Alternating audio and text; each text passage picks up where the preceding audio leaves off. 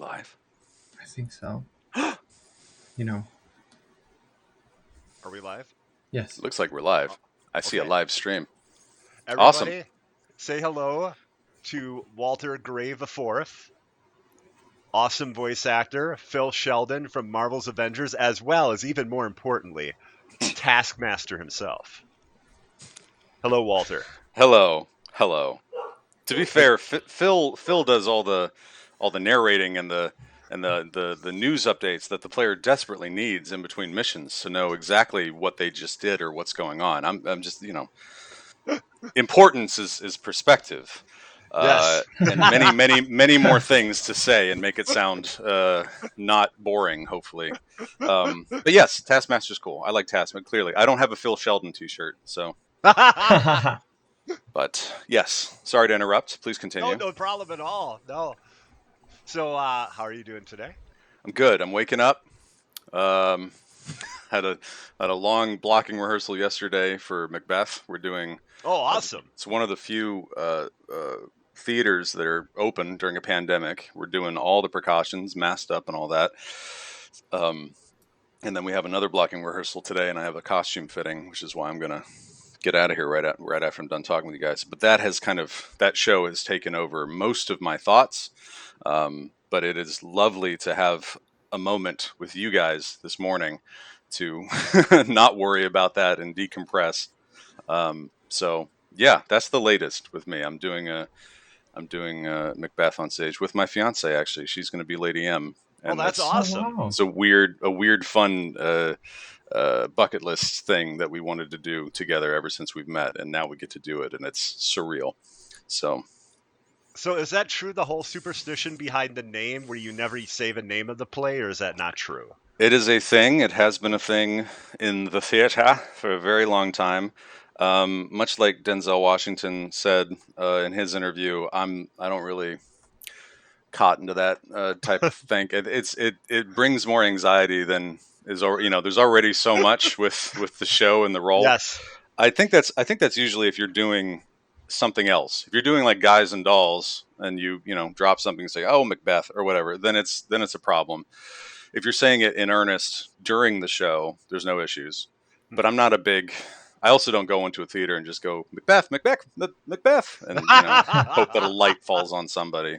I don't test it. How about that? I don't fully believe in it, but I also don't want to find out. Sure, it's probably a good idea. Yeah. But so I don't. There might be others in the cast, probably, but. Listen, sometimes superstitions are like wild. Okay. Yeah. Listen, Yeah. I grew up in a Filipino household, and my grandmother believed that during a thunderstorm, if you looked into mirrors, you would turn into a monkey. So she would cover mirrors if there was a thunderstorm, and I was like, okay. And you never got to test that theory? I mean, just out of curiosity. I mean, at this point, at 27, is there a point to? Sure. But as a kid, you never were like, Oh what? no, I yeah, love you, absolutely. Grandma. I'm gonna, 100%. Yeah, for sure. Of course, that makes sense. Yeah, that's why they're called superstitions, right? They're super. They're big. Yeah. The wildest superstition my grandmother had, I was raised Catholic. I'm what's called a recovering Catholic. Oh, yes. And basically, she had this whole thing where, like, you can't eat meat on Fridays because of Lent. Yep. And the idea that if you were to have, like, just a piece of meat, like chicken or beef or something, that you would just choke to death on that day. And straight to hell. So for years, I thought that was the case. Yes. And now you get that rib plate on a Friday night and you go, this is delicious. To be fair, I totally understand. In the same breath, my grandma also used to say I was a spawn of the devil because I looked at her above my glasses. So I don't really know like that it's necessarily valid sometimes, what my grandma used to say. That's a sweet thing to say to a grandchild. Oh, yeah, for sure. I was also the only left-handed one, so on top of that, it was like... Which is so normal. Like, there's so many people that are left-handed. I love that became a... I don't love that became a stigma, but it's so weird that... So, yeah, it's wild. Anyway. I don't think you're the devil. Well, I I don't just met either. you, but I I the even appreciate know that. you microphone better says than Walter, and I otherwise. don't think you're the devil. No, this is me controlling the fiery depths of hell into a Okay. controlled area so that That's I can have impressive. harness it, you know? Using a Yes. glamour, I see. Okay, that makes That sense. is smart. I like it. Well, now we know a little bit about all of us now and our religious backgrounds. That's fantastic. Bet you weren't expecting that for this interview. No. So It's yeah, I mean, lovely. like Mephisto in the comics just never makes sense. You see the guy, you're like, that's the devil. That's totally the devil. You know, I mean, come on, dress it up a bit. You know, why look that way? Yeah. Oh well. So Taskmaster, do you see Yeah. him as a villain, a hero, an anti-hero? How do you see Taskmaster? I see him as an extremely skilled mercenary that, has insane training that, has a history with Shield and at one point or another or for, Marvel's Avengers kind of had that psychotic break or had a little something happened where something switched. And it's not huge, it's not, but there's he of course doesn't see himself as a villain. I think he sees himself as opportunistic, and he does. He'll go for work, the highest bidder. But he's very driven, and there is actually I don't know how many of the audio files you guys were able to listen to throughout the game. The main game, there's so many audio files you can pick up, and there's transcribed emails to each other and stuff, which is really fun to hear. Hulk send a message to Tony, and, and I've heard quite a few of them. yeah, there's some really fun ones. But there's an email in there from Masters to I think Monica Rappaccini, and it's very much like, look, I can't do my job unless your soldiers get up off their ass and whatever. It's just very like measured and very like he's very particular. And I think a lot of that comes from that ability that he has to mimic perfectly other moves. And so there's a preciseness there and that he has to get it right, and when he doesn't, it's extremely frustrating. Kind of rambling already, but I don't think he ever saw himself as a villain or a hero. I think he saw himself as someone that needs work and needs to find a purpose after he's been burned. Emotionally, sometimes physically, depending on which comics yeah. or which stuff you watch. Movies, yes, movies. But yeah, he's a cool character. I fell into him. It wasn't. The first day that I played him, I was actually standing in because they hadn't cast the part yet. Oh And wow, I okay. was already in a mocap suit, and they were doing the end of that bridge scene where he gets trapped under the rubble, and Romanoff comes over with the detonator, turns it off, and I bet you didn't see that coming. And then he has his little lines before she punches him out. I Yeah. just stood in and I did it, and I committed to it, and I did what I thought would be a fun voice. And after convincing Marvel a little bit, the director had to convince Marvel, and I'm forever thankful for that. We were able to stay on. I was able to stay on board and work on that character, so that was really cool. Yeah, it's a very long answer to your question, which is what I No, tend to I do. appreciate it though. Thank you, and I thought Awesome. that was interesting. Awesome. I like that it wasn't just like a binary answer, yes or no. That was awesome. Yeah. No, it can't be for me. I'm very. It drives my fiance crazy sometimes that she needs a yes or no answer right then and there. Okay. I go, well, let me give you all the options that are bouncing around in my head. So this is what I was talking about earlier. I need to.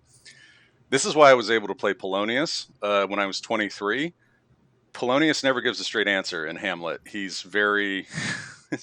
If he's asked a question, he literally weighs the pros and cons right before you out loud, and then eventually comes to an answer. But it might not even be an answer. And that's usually what I end up. It's very frustrating to a lot of my friends and family, unfortunately. But I just want them to know that I'm thinking of all the options, and I want to Sure. give them the best answer that I can give in that moment.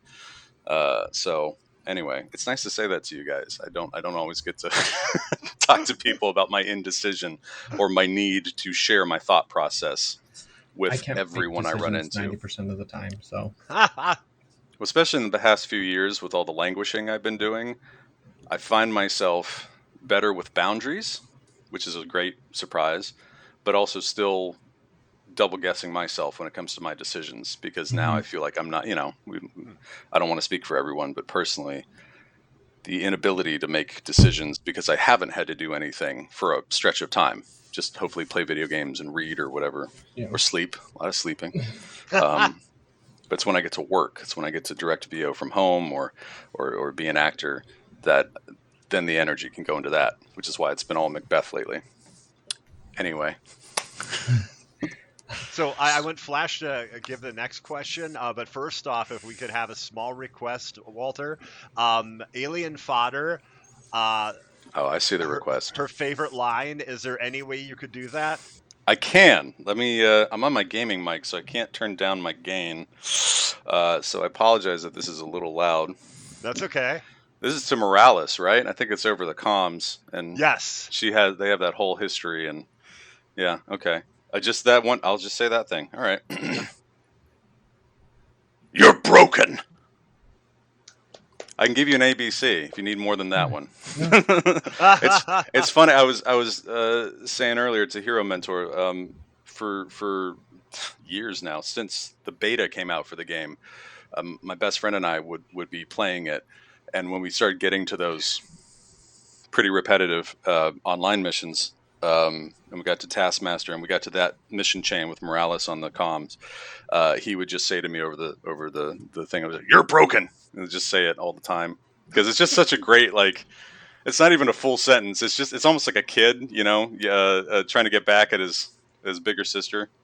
Yeah, what I really like You're about it too dumb. is based on their conversation and hearing about the two of them and their past history, you realize that the one who says it that's actually broken is Taskmaster. Yes, To me, exactly. yes. So Yep. that's what I really like about it. It's like he Yeah. can't admit that, so he has to No. call her broken. It is Yeah, definitely projection. Yes, yeah. which is great because projection, people projecting their moves and him getting them. It's a whole. There's levels. There's levels. Okay. So I so hope that was. I hope that was adequate for. Well, I, that was I think awesome. Thank she you. Great. enjoyed it, yeah.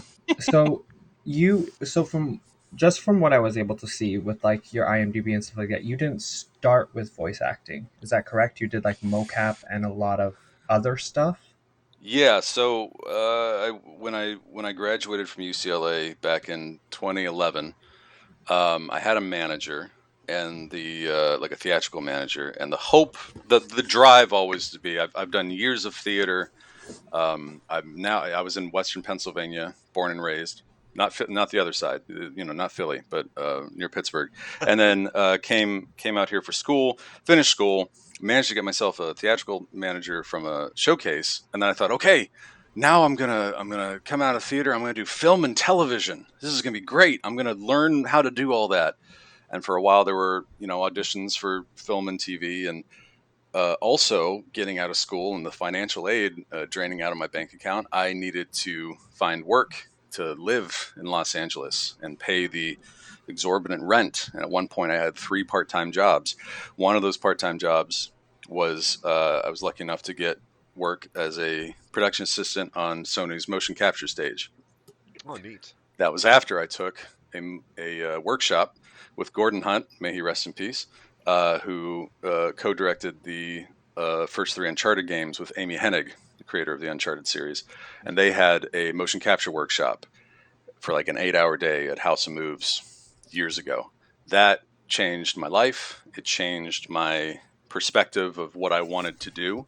When I learned that you could have this marriage of acting and video games, my 2 favorite things in the world, my heart was exploding with joy. So after that, when I found out that they were hiring at Sony, I went in, got the job, and then I was with Sony as a key set production assistant for 8 years, slightly over. And I had to leave in 2019 because I was sacrificing acting work to be on stage. And I love that job. I love that job a lot. It's a lot of hard work shooting motion capture for the stage crew, especially. But I was lucky enough to be with one of the best ones in the country. Sony has an amazing team. So anyway, back to answering your question. This is what I do. When I first started out, like when I had that theatrical manager and I was starting to work as a PA, I had an audition for the newsroom through my manager, through the HBO show, Aaron Sorkin, brilliant show. If no one's watched it yet, it's only 3 Oh, seasons. it's excellent. Yeah. It's so good. And I booked that audition and went and shot it for a day, and that is my only TV credit so far. I learned so much, worked with some wonderful people, and then after that, it was a lot of not so subtly pulling on sleeves of animators and casting directors and motion capture directors and game directors that would listen without hopefully being too much of a pest and saying, "Hey, I'm an actor. If you guys, I don't know, ever need, that's a fine line. I've seen Yeah. PAs that are actors not do a very subtle job of that.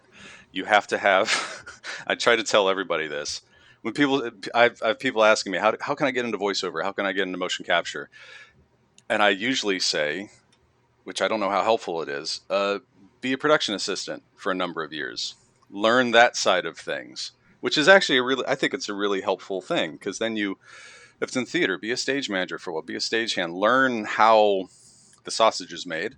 And then once you are fortunate enough to find yourself in a position to be a performer, get that audition and work, and there's a respect for those people working with you. I think that's huge and necessary to be a good human being overall, that people will want you to come back. Anyway, yeah, so there's just so much. I'm trying to concisely deliver it to you guys. Yeah, what was the question? Oh, so I was just at. This must be riveting for everybody It's watching. okay. He's all over the place. No, I kind of had a follow up question because you kind of mentioned it already. So you were standing in for like Taskmaster lines. Well, yeah. So I was already hired as like, usually it depends on the company, but on a cinematic day, right? You might have like 4 main actors doing 4 main parts. You might have, Thor and Romanoff and Tony and Hulk, right? Or Banner and Hulk, because we had an amazing big guy playing Hulk, and then we had Troy Baker as Banner. But then you'll also have, we need a couple soldiers to get hit by Cap Shield, or we need, 2 or 3 or 4 other people in suits to help fill out scenes. I was there that day to help fill out the scene. And I'd worked with the director before a little bit on Uncharted Lost Legacy, which was his project before that. And he thankfully knew me from that, and I was able to get some work as a fill-in. And then they just needed somebody to sit in for him and for Taskmaster, because again they hadn't booked that role yet, and I just committed to it and had fun. Got to do the scene with Laura, and she's insanely talented and wonderful. And yeah, that's how that happened, because I was there already, which is helpful. No, Yeah. what I find really interesting that I want to say real quick is that a lot of voice actors kind of start with doing voiceover and not like the physicality of mocap and everything. So it's Right. really interesting is you starting with mocap first. That's a really fascinating thing to me. Well, yeah, and a lot of that I think came from working on a mocap stage for so long, and having a background in theater is immensely helpful. Because motion capture, I've said this so many times, motion capture is theater in the round. It's just a big box with all the cameras, but unless it's, God of War that has a digital camera, and you need to play to that camera or know where that camera is, the camera's everywhere. So you get to just be in a scene with somebody. It's immensely freeing. Once you get past the skin tight suits and the big HMCs with the lights right in your face, and the dots all over your face, if you still need them for the shoot you're doing. Once you get past all that, all you're doing is working with your scene partner. All you're doing is being there, and your imagination gets to kick in, and it's awesome. You don't need to worry about costumes. You don't need to. The props are, there'll be a mug, but it'll be taped so it's not shiny, and we'll have a couple markers on it. You can't put liquid in it, but then you get to pretend there's liquid in it. You get to, oh, that's hot. I'm going to wait a little bit. You get to do all these things that your imagination helps, portray in a mocap space, and it's a big sandbox, is what Gordon Hunt used to always say.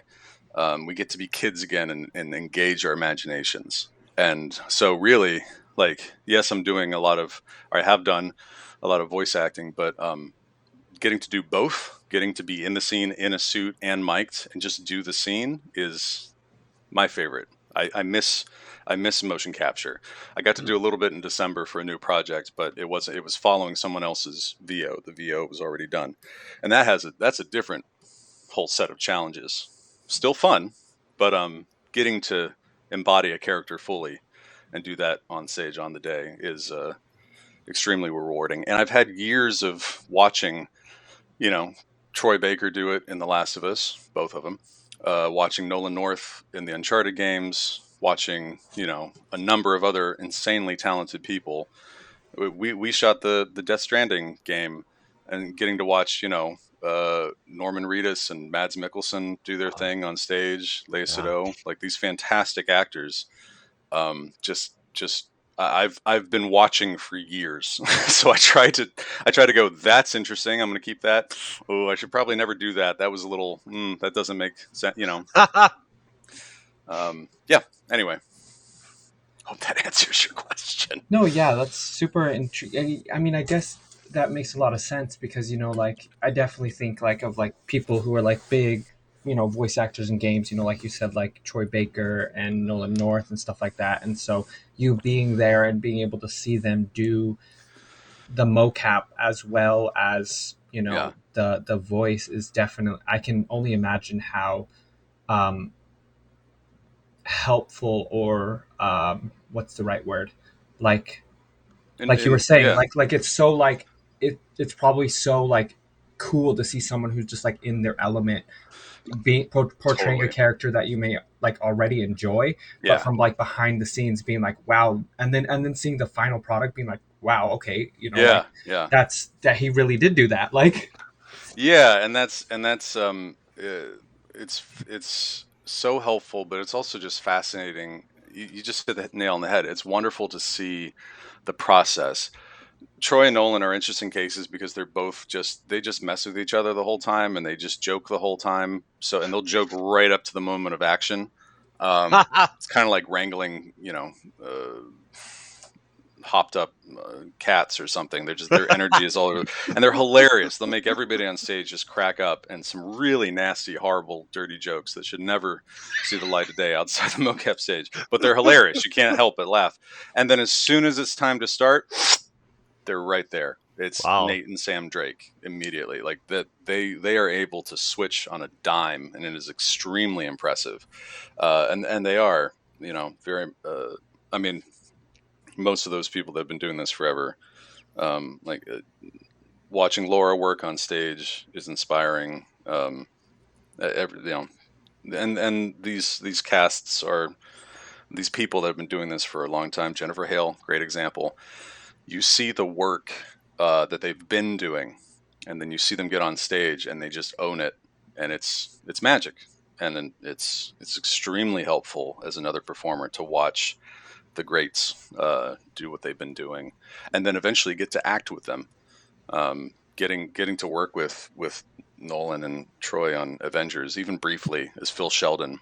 There's a whole scene where they have the hearing. It's all in audio, but they have the hearing, after A Day, and then we did shoot a scene where they were coming out of the courthouse, and Phil Sheldon was trying to catch a sound bite from somebody, and I messed up my line once, uh, misunderstood a direction or whatever, and we kept going. And then we came in, and then Nolan, as a joke, just screamed at me like during the take, and everybody laughed, and I laughed, and I was just shaking, and it was great. They didn't keep it, unfortunately. I wanted them to keep that take because, and he's also known me for years because I've been putting him in a suit, ever since however long ago, Mhm. the beginning of Uncharted 4, I guess.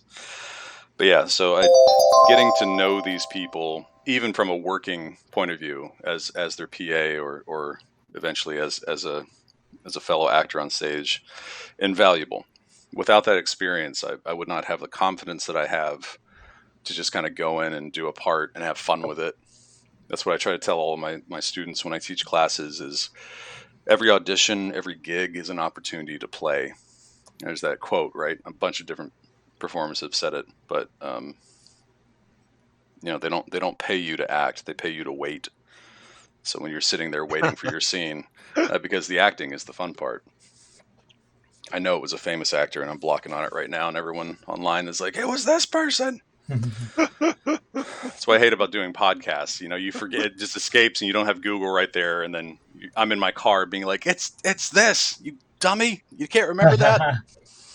But anyway, I had a situation like that a few years ago with some friends, and I was trying to talk about the director David Cronenberg, and I actually had to fall back on, the man, the myth, the legend, and which one? Like a big joke where they were like, anytime someone's talking about David Cronenberg, it's like the man, the myth, the legend. I like that. I like that. All the gross stuff that's in his movies. It's really cool. That guy. It's awesome.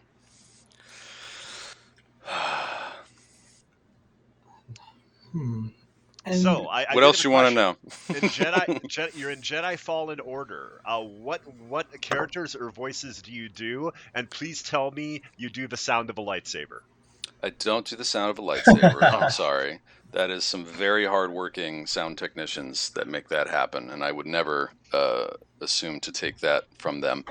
No, that was another. We shot that game on the Sony stage. I helped with it. I was a PA on that. Build the cockpit for the ship and stuff like that, and get the actors in suits and shoot the game. But then also, I auditioned, I think, to go in and read some Stormtrooper lines. So there's some Stormtrooper stuff. They had like A, B, C, D, E, F Stormtrooper, and each one had a personality. Like there was a Stormtrooper that was always ready to fight. There was one that was just bored. There was one that was lazy. And I think I was the one that always made up excuses, so we didn't have to do anything. So he'd be like, TK421, go over there and check out that noise. Like, oh, my blaster's not. I need to go send my blaster to the. It wasn't that dopey, but maybe it was. But yeah, I think I even have it on the thing on IMDb on my animation video there that he's I think my blaster's malfunctioning again. I don't know. And then another Stormtrooper's like, it was or you were? He's like, it was. Oh, I see what you're... Okay, fine. And there's a very specific character to that type of Stormtrooper. But it's really fun to hear yourself get force picked up and then thrown and just off a cliff or something. And then I think there was some... what are the guys called on Dathomir? Not the Night Sisters, obviously, but the Maul aliens. I forget what they're called. The Night Brothers. Sabrek, maybe. Yeah. I'm sorry. That's the alien species. I don't know exactly what they're called. Sorry. Yeah. But I think they were the brothers on Dathomir that you fight. Like one or two of those. There was an audio log at one point of a random. They had to get out of there before the Empire was taking over. Little bits here and there, but mainly Stormtroopers. Yeah. Awesome. It was very, very fun. I was directed by some wonderful people. I know you obviously can't talk about it, but I'm pulling for you that you're in Jedi Fallen Order or one of the other myriad of Star Wars games coming out. Oh, two? Yeah. Cheers. No, I know it's been announced, and we just saw the BD unit in Book of Boba Fett, which was very cool. That was awesome. We had a 3D printed BD1, like actual size. That Gideon Emery, fantastic actor, he did all the kind of the puppetry and the movements for it, and he had like a nose whistle that kind of fit right here, and he go, and it would sounded great. So he was live on stage interacting with Cal Kestis and everybody else, interact with the actors, and to have helped make the game and see this version of BD, and then play the game, obviously, like, oh, he's cute, he turned out great, and then see a BD unit. I don't know if it's the same BD unit, because timeline-wise, I think it's considerably later. I don't know. I don't know how many BD units Yeah, I there was are. wondering about that too. I didn't know if it was actually BD1 or yeah. Yeah, she just said BD, so I don't. Oh. I'm sure someone will tell us at some point. But it was really surreal to see that droid on screen on like a Star Wars show versus what we all worked on together. Um, from the stage to final completion. So, and I'm sure that was cool for the animators that worked on that character as well. It was really neat, really cool to see that. But yeah, yeah. So I Thank you. I haven't heard anything, and I'm ah sure that's the other thing with COVID. Everything has been kind of. I know a lot of the mocap shoots in general are very bare bones, right? They still want everyone to be socially distant. It's inside a soundstage, so there can only be so many people. A lot of a lot of VO auditions that we see nowadays are must have a home studio setup. And what yeah. sucks for those VO people that were just starting out, they don't have that. I don't have a booth. Walt doesn't have a booth. I have a Chaotica eyeball right here, which kind of encompasses my very expensive microphone. I'm not talking on it now. I'm talking on my gaming thing. You're But sure. this is my booth right now, just because I have not had enough gigs to. But having the pandemic happen, and then a lot of actors had to learn how to be very basic sound engineers. Like at least Mhm. figure out okay, and not mess with their vote, but like okay, I need to edit this and I need to put it together and send it off, and then I need to, pay for Source Connect or some other thing that the client will actually hire me if this sounds good enough. Before you could have an audition that sounded, it's a little tinny, but the voice is great. We're going to have them in the booth, so it's not going to matter. It's going to sound fine. Now your auditions have to sound pretty close to ready to go, and that's a weird. Yeah. It's a weird stress to have while trying to still audition, and I commiserate for everyone that has to go through that. I Yeah, feel it sometimes where I'm like, did I know I did a good audition, but I have no idea if I've been told by a extremely talented sound engineer and performer that she said it sounds fine for auditions, so I'm just gonna have to trust her on that. But you never know. We're all still living in a vacuum when it comes to submitting auditions and finding out. Am I going to yeah. work? Am I not? Nobody knows. Yeah, I mean, especially like, when you would be used to, like you were saying, like going in and like the sound is kind of for them, like knowing that you potentially could miss out on opportunities because you you just don't have the means to have like a booth sounding uh, mic quality, I guess is the Yeah, right way to say. yeah, just That just would be kind something of that rough. yeah. Like you could be good enough for the job. You could be exactly what they're looking for. But I guess if your sound quality isn't good enough, then Which is is usually not. I mean, one would hope that they're going to go for the performance more than anything yeah, else. But Yeah, but a definitely. lot of auditions now ask that you state what microphone you're using, what preamp you're using, what Wow. your setup is. oh Do you wow, have Source Connect? And they want you to say that at the end of the audition so they know, okay, we Wow. can hire this person and we can shoot with them remotely. They can stay home and we can, because of COVID. There's yeah, other companies that feel comfortable, and it depends on the talent, obviously. Well, they'll have a booth and they'll have the engineer there, but everyone else, the director, anyone else, producer will be on Skype and they'll do it remotely. And you never, interact. You just come in masked up and then take it off, do your thing, and then they sanitize the room for half an hour. Ah, okay. I've always felt safe in that situation. I always tell they say if you're comfortable with a studio, please put that, and I do. I'm fine with it because I'm fully boosted and vaxxed, and hmm they have to be as well. So, but yeah, the hope and the goal is, guys, that I can get back into a mocap suit because I just yeah, miss. I love it. It's more theater and it's more just getting to play and have fun with other people on stage, and that interaction is heals the soul. So does voiceover. I love it. Voiceover, you can do a myriad of characters and they never see your face, which is for me sometimes a plus. But Ha! when when we're on the stage and getting to work with other actors. This is why rehearsals for Macbeth right now, we just started in-person rehearsals. We were doing them on Zoom for a couple weeks and just going through the script and trying to work on lines like that. But doing it in person, it's been so long since I've been in a theater, and we were all masked up the whole time, but it's still this, I'm like, this, it's been years since I've gotten to do this in front with somebody else. So that's an adjustment, and it's interesting, and it's a blessing to be able to do live theater right now. But yeah, I miss motion capture. Anytime I get a chance to put on a suit, I am there because I love it. I sweat a lot, so I feel bad for the people that have to wash the suit after, but I'd like to think a lot of that is talent seeping out of my body. Yes. And like for me too, that's a bit of a nightmare because like I studied voiceover, I have a professional demo and everything, but it's Wonderful. actually to do commercials, not actually Mm-hmm. to do like acting work. But then I have issues with depression and anxiety, so I'm Uh-huh. sitting on this demo, afraid to reach out to anybody, and it's kind of like being in this weird like walled thing. So like I'm trying, fight against that and continue on. Of course. And in your own time, when you feel comfortable, please know that you are more than welcome to send it to me. I listen to people's demos all the time. I give my feedback. It's just one person's feedback, but I'm happy to take the time and listen to it. And if helpful, give you some feedback. I'm sure it's lovely. My fiance only she has a commercial demo and she has a commercial agent, and a lot of folk strive in commercials, just their natural speaking voices. And you're right, there isn't really.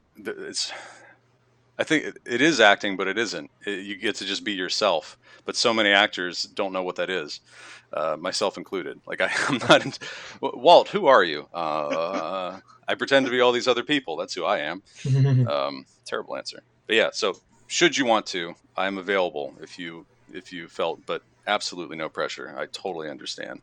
Thank you very But much, Walter. Thank you. please, if it's helpful. What else you got? What else you guys want to know?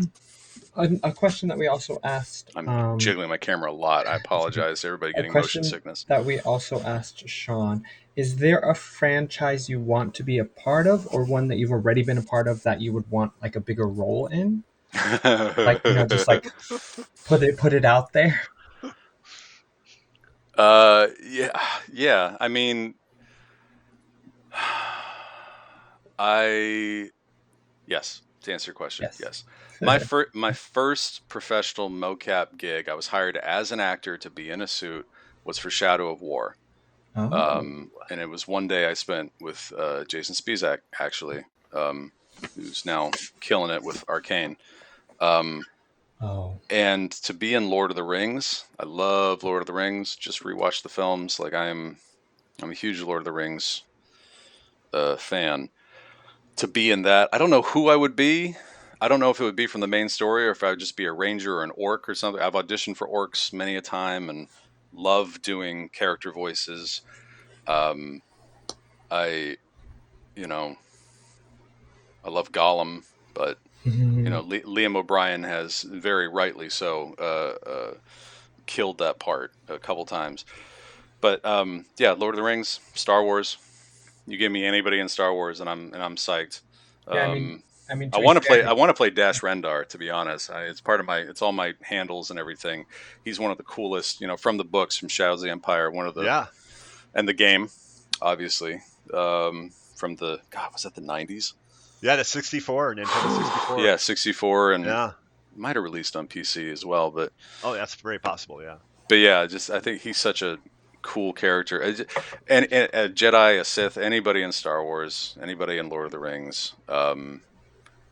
There's a Wolverine game that's been announced by Oh Insomniac. yeah. I'm sure that's gonna be real good. Yeah. Oh yeah. I tweeted that if they're gonna get the legend Steve Bloom to voice him again, because he'd be perfect. I at least want to get a shot at Sabretooth or somebody to go against him. Yeah. But yeah, Spider-Man. I got to work on the first Spider-Man with Insomniac. That was lovely. Um, any of the Marvel, any of the big fantastical things. If they make another Last of Us, it would be cool to be a villain in that, or be a just be a character in that has. But I loved my experience with Last of Us Part 2 and getting to be the Seraphites with Sean was so rewarding and so cool, and being in the trailers that were coming out and stuff, that was enough. Like I'm Oh wow. content and happy about that. If they ever made another Uncharted game, which I don't think they will, but I love the Uncharted world. I kind of came up with the video games and with the mocap, learning from Hal, Amy, and Naughty Dog and Gordon Hunt at that time made those games, and I just love that energy. Gonna be honest, I'm not thrilled about the concept of the movie, but I'm probably gonna go see it with my buddy because I love Tom Holland, love that guy. Go Yeah. watch that guy read a phone book. He's fantastic. He's so funny. The last Spider-Man movie was brilliant. Yes. And I So think he good. makes a great he'd be a great young Nathan Drake. Just everything else about the film, I'm kind of going, why? That's But fair. that's Yeah. me being so close to the source material for years. It's difficult for me to be that kind of audience member, I think. But yeah, honestly, I hope this isn't a cop out. Really, anybody that wants me to come play with it. Indiana Jones, if they ever make a really good, because Ooh. they've been trying to make a good Indiana Jones game, I feel, for years. Yeah, Xbox has an exclusive. So I've on Series X and Series S. So yeah. Okay, see, I didn't Yeah. even know that. And yeah, if they have to have the whip mechanics by now, right? You have Uncharted 4 swinging around from stuff, and that would be really cool to have a third person, adventure game with Indy.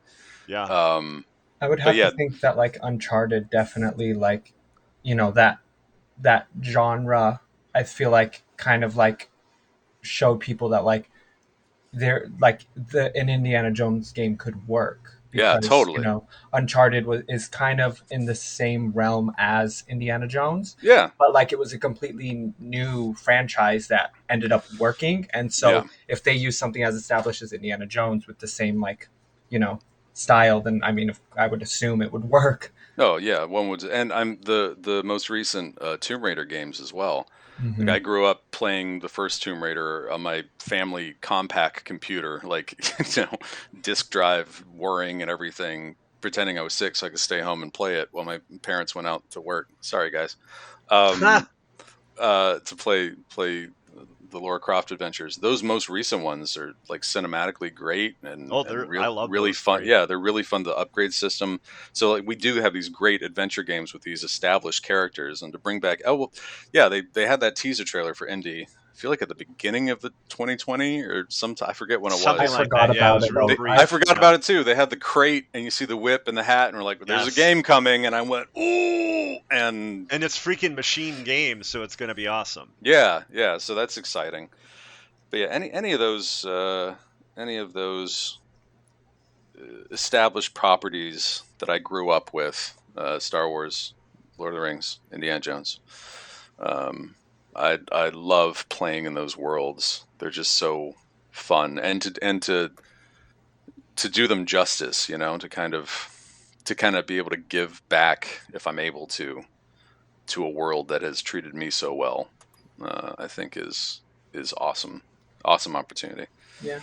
Yeah. I mean, to be fair, you have been in pretty like iconic franchises, like you said. Like you've been in Shadow of War, you've been in Fallen Order, like you've been in humongous franchises as even like just like a side character, a little stormtrooper here. But still, like I mean, it's still cool to I would assume It's on very your cool. end to like be like, whoa, like I'm a part of this, like. Totally. My father always used to say there's no such thing as small parts, just small actors. And I'm a big believer of that. That even if you have one line in something, there's a character there. There's somebody that needs to say something. And yeah, absolutely. It's the wanting to. It's the pandemic, really, guys. Like it's the wanting to. 2019 was a very good year for me for acting, and then having two games released in 2020.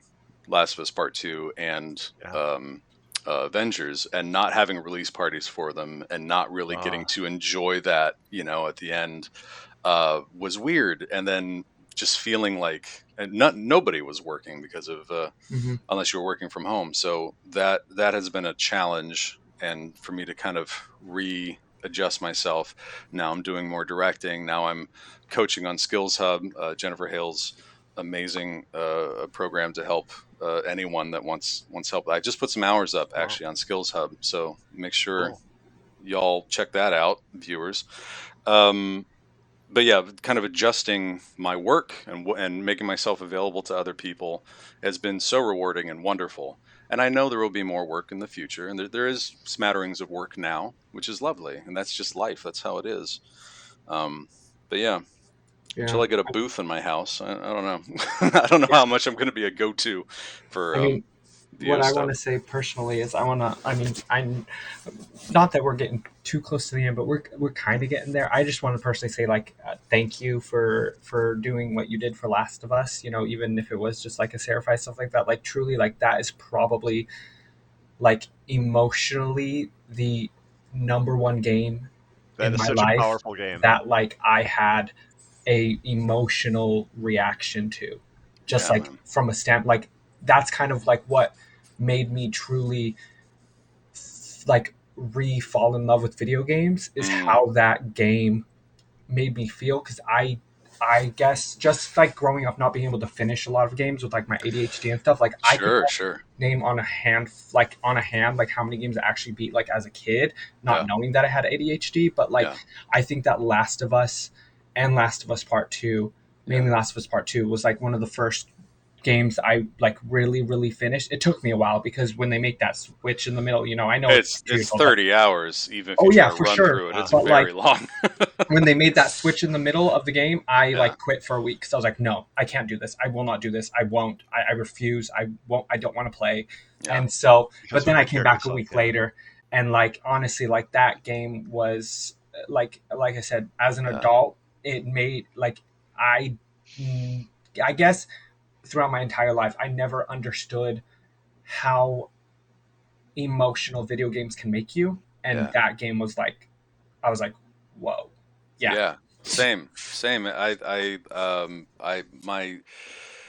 uh, I've discovered, as a few years ago now, that I became very prone to anxiety and anxiety attacks, Mm. and they were like debilitating. And I never fully understood what that was like for someone else until I started experiencing them. And a lot of it, I think, came after my parents passed, which was about 7 years ago now, 2015.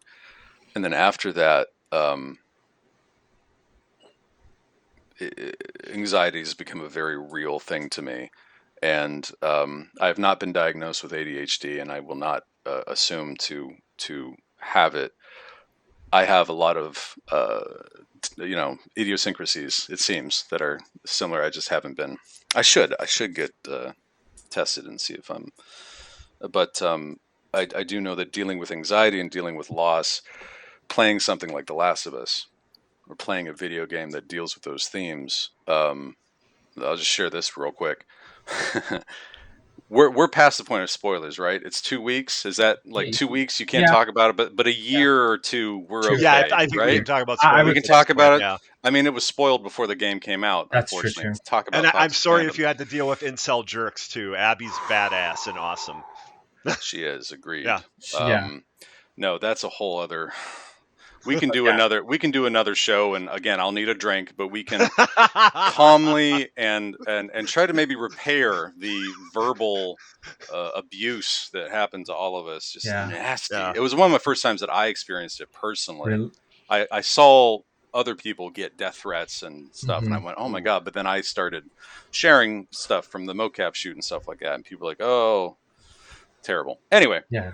I'll just share this real quick. Playing two, because I'm a huge fan of one. I loved one. I've replayed Hmm. it again and again. I want to replay both when they're all on the PlayStation 5. But playing two after Joel dies, spoiler, Hmm. um, and we leave his grave and we go into his house, and you go upstairs.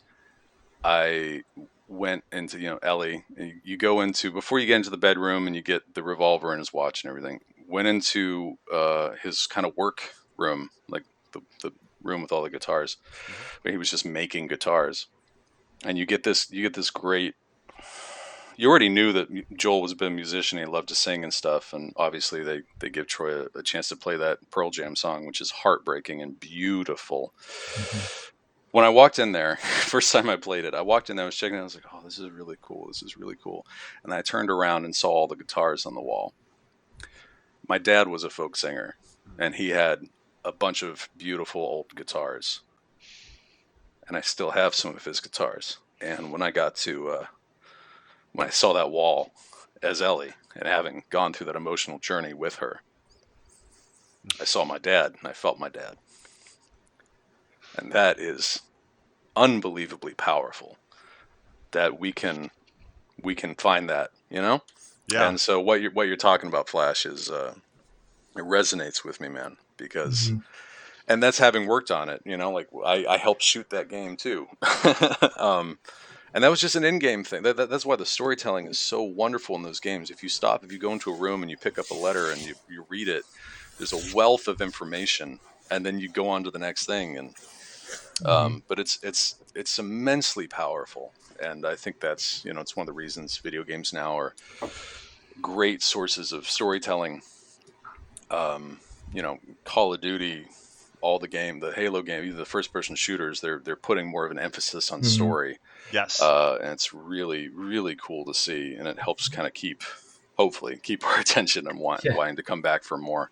But yeah, it's phenomenal, and yeah, that game specifically, they got the formula. They know how to. It's still very dark, very depressing, very violent. Oh yeah. It's really fun to be in the booth and have to put a little water in your mouth and then do Ellie just stuck the knife in your throat. Yeah. Oh, and then do all that as so I've been vocally, Sean and I have been on the front lines of being burned alive, being shot, being, shotgun to the crotch. That has a very specific sound. Or if your leg gets blown off, right? Because the legs kind of come off sometimes. Extremely violent. So there's that aspect of it, that you're in the booth going, doing all that, getting eaten by a clicker, whatever it is. And then as an audience member, getting to play it and hearing all those pieces come together, it's emotionally draining and I think rewarding. But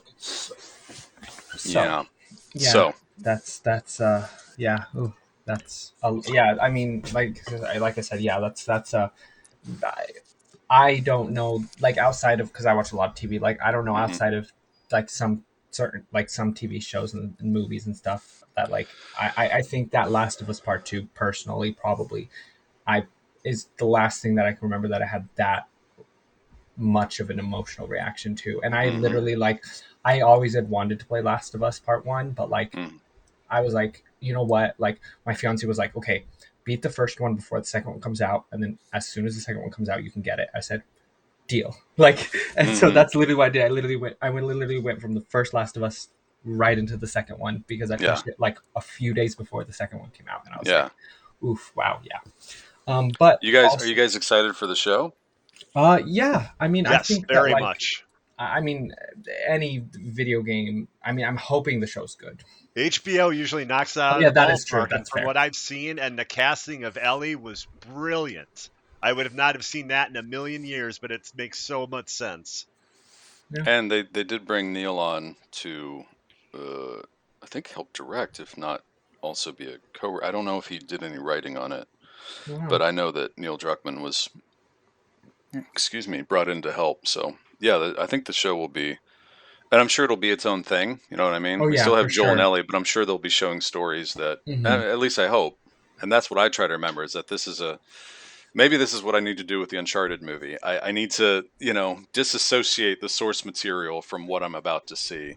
Otherwise, I'll just get disappointed and upset. Yeah, I mean that's, I feel like that's fair, because I mean, especially with Uncharted, like it's kind of like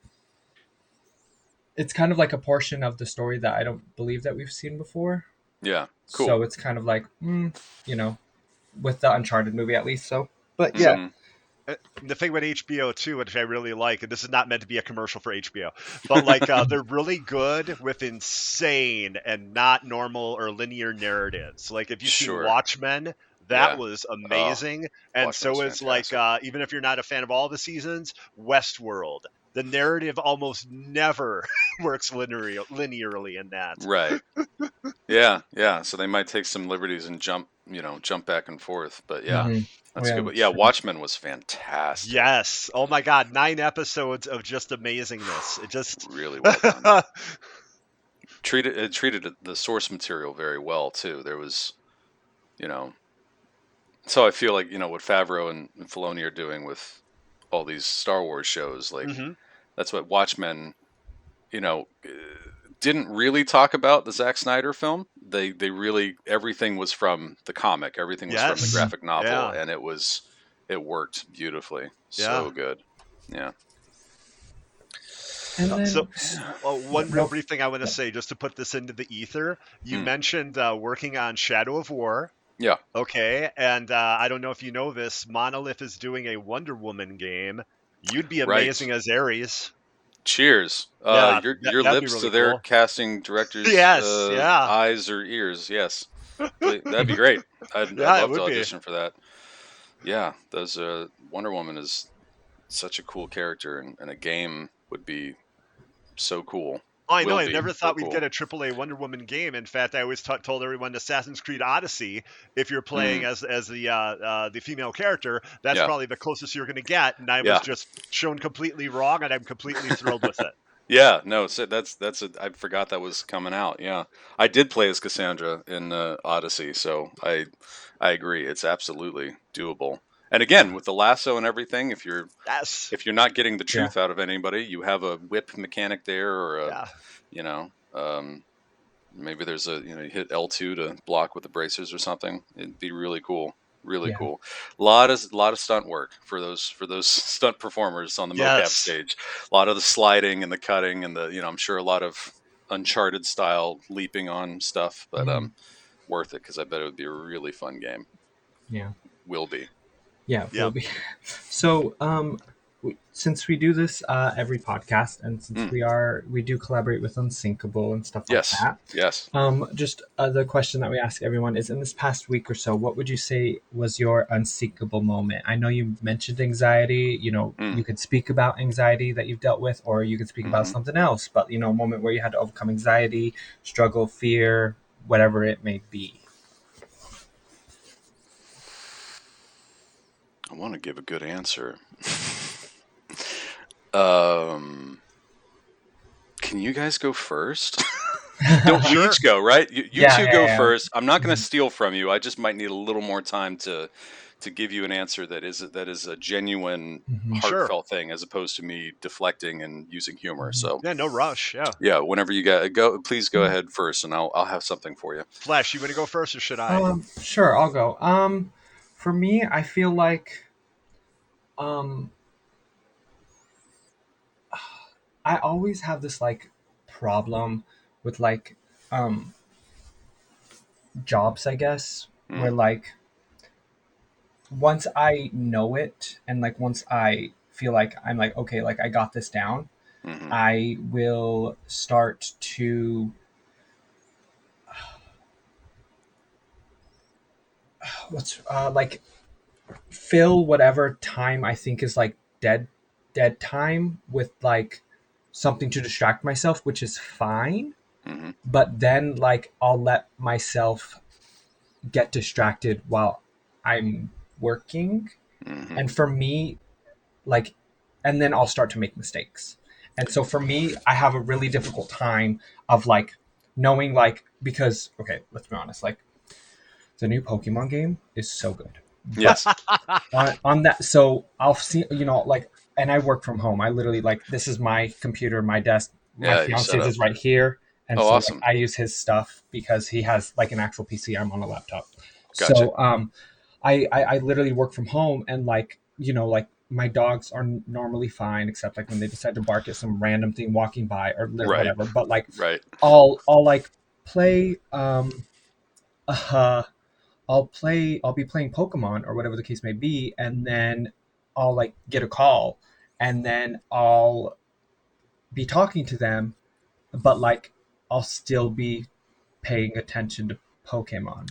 hmm And so that's kind of the struggle with like working from home slash in an office is that distractions for me are very, very difficult Yeah.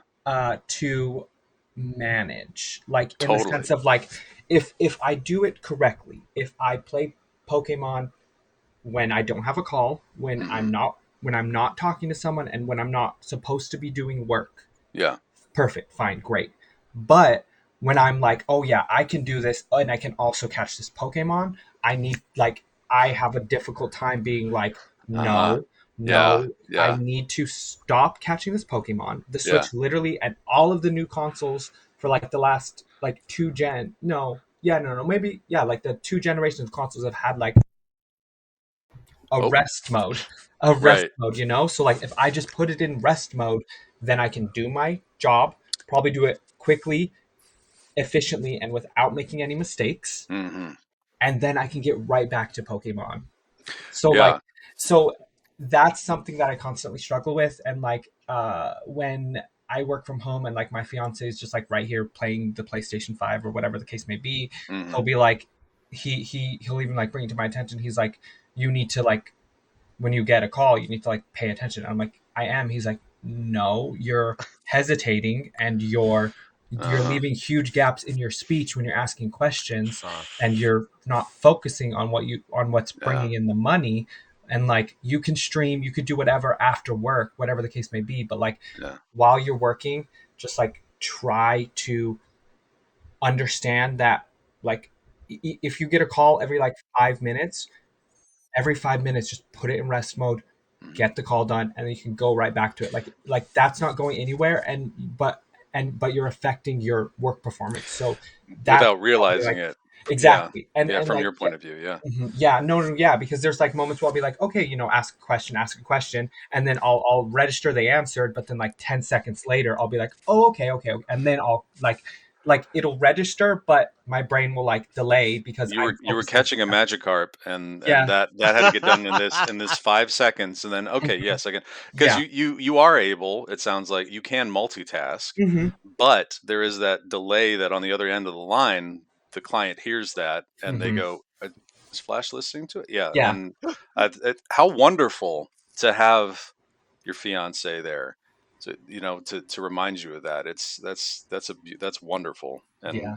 yeah, I can. We've been together since 2014, and Lovely. I at the time did not know that like I was dealing with what I was dealing with, I guess, Sure. ADHD, and there's more than just that, of course. Of course. But like when we first met, I wasn't aware.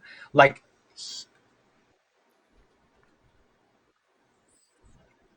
I don't know why I'm going to cry. Like goodness. I just love him. Like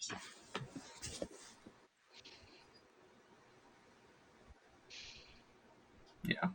I'm going to Like start now if it's that's just okay. yeah, no, it's okay. Like it's just like I never thought that there would be someone like I struggle with a lot myself, Yeah. and I'm aware of the struggle, and I can only imagine how it affects him.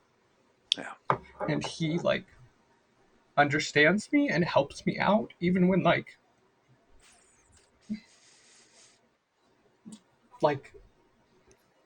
not that it's like and it's I mean it's not necessary. Like I'm dealing with it, right? Yeah. But like he's there to help me. Hmm. And like when you were mentioning about like the calls and stuff, like having him there to like refocus me and to bring to my attention something is like I don't know. I just really appreciate him. Like it's about to be 8 years in April, and we got engaged like last February, and like Hmm. I really don't know anyone else that has shown so much love and like patience with me because I know I can be difficult at times. And like I don't know, I just love him. It is that's the whole point, right? Like it's what you're saying resonates so much with me because I feel very similar to the same way with my fiance. We've known each other for a little over 4 years, not half the time that you two have been together. The guilt that we can feel towards our partner when we know in a moment we might not be our best selves, or that we know we might be a lot. It's a helpful reminder that they are able to give us, but it's a helpful reminder to ourselves to go, they would have left ages ago if that was really an issue. There's an unconditional love there that is beautiful and obviously recognized by both. You're engaged now. Congratulations. And I love it. It's a lot. It's a lot to deal with, and I think that's what makes it worth it. Otherwise, why are we here? Why are we playing games we love? Why are we reading things we love? Why are we with this person that puts up with so much? Because it can't be anyone else. I think that's beautiful, Flash. I can't thank you enough for sharing that with us. It's wonderful. And especially, those reminders during those calls, it's always from a place of love and knowing that, as opposed to, I don't know, not love. I don't have a lot of words right now, but I can't thank you enough for sharing that. That's beautiful, man. It's beautiful. And especially making a PC gamer and a Mac, a PC and a Mac person. That's just, those commercials now can't exist anymore. You guys have broken the mold.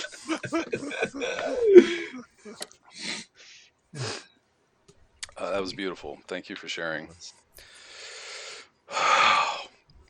Hoarder, what you got? Well, let's see here. So my unsinkable moment, I actually do have one. Because now I know about these every week. Like last week, I wasn't as prepared. So I actually started seeing a new therapist on Thursday. And my old therapist was really good. I really liked him a lot and thought he was awesome. But my old psychiatrist, because now the way it works is you see a therapist maybe like every week, every 2 weeks. You see the psychiatrist every 2 or 3 months, and they take care of prescriptions and ask how things are going with the psychologist. So I was really worried, and I suffer from depression and anxiety. And I thought, what's the chance of this new person being as good or anywhere near as good as my other therapist? And this new therapist I'm seeing, she is amazing. She is just awesome. And I'm so happy. And, I was all worried. I was depressed and anxious about meeting her. And she's fantastic. So I realized that, a lot of times I will focus on like the negative of things, and I shouldn't do that as much. And I was really happy that she's great. And then even I got to be careful how I say this. My previous therapist wasn't a big fan of my previous psychologist. I'm sorry. My previous therapist, psychologist, wasn't a big fan of my previous psychiatrist. Yeah. And neither was I. Yeah. A little bit short, older gentleman. He gets short with you, kind of yes, like. Yeah. No, I meant what you said, but I had a feeling you might go. It wasn't a diminutive man, but he could have been both.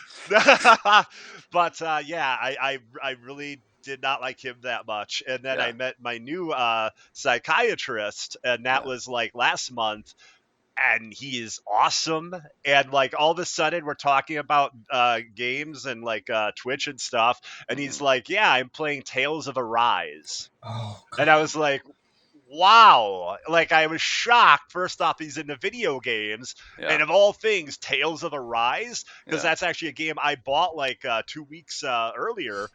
So yeah, I mean, a lot of times I focus on all this negativity and I prepare that for the future. But for the most part, things seem to turn out rather okay. I love that. I've been seeing the same therapist since my folks died, since like the summer of 2015, I guess. And I've always had not just the fear, but also I don't know if I've had the energy to go with someone. I've never felt the need to go with someone new. I love my therapist. There's wonderful communication there, but just the idea of having to meet and have a relationship with a new professional, and rehash everything that I have worked on. There's a lot of work that was there, but it's wonderful to hear that you recognize that the therapy wasn't really working. Maybe you couldn't put your finger, and then you find this new therapist that's connecting with you on so many levels. It's difficult for me still sometimes to get my therapist to, I'll mention the new Spider-Man movie, or be like, oh, start couples therapist. You can tell he's a Star Wars fan, and he Uh has some huh. sock. Like you can kind of tell that. But my personal therapist, sometimes I want a little bit of information. She's very good about private life, and I respect it, as they should be, as therapists should be. But I to hear from you that you guys are able to have that connection is immense, and I think wonderful. I think everyone should be in therapy, and that's not a it's such a helpful. It's kind of like healthcare, right? I wish it was Yeah. accessible to all. Yes. Easily accessible to all, and Yeah. then I think that would help immensely with the insane amount of stigma toward mental health Mhm. Yes. in the rainbow that is all that. And because there's so many now, there's so Mhm. many recognizable or researched things and scientific terms, and for so many years, especially those of us that are past 35 or in our later years, that we didn't have the diagnosis growing up, or it wasn't, we don't really know what's going on here, and then personally feeling things we feel, not able to explain it or pinpoint it or figure out Mhm. what is going on here. It would help immensely. That's a dream I have, is that mental health is treated with the acceptance and the respect, so that we can all communicate a little easier with each other. Mhm. I'm pontificating now, but I just yeah, I love that. I love that, Hoarder. That's awesome. Thanks. I think mine this past week,